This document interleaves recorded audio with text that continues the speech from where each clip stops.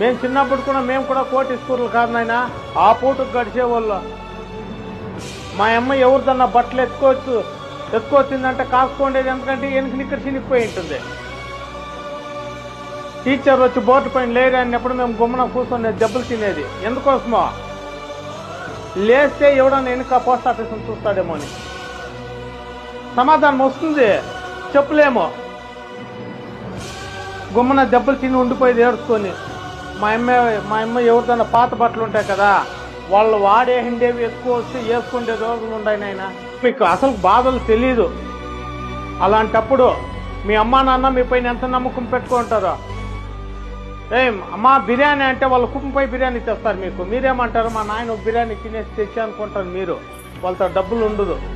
నా బిడ్డ అడిగేసింది అనేసి వాళ్ళు నీళ్ళు తాగేసి మీకు బిర్యానీ తెస్తారు, ఫ్రూట్స్ తెస్తారు.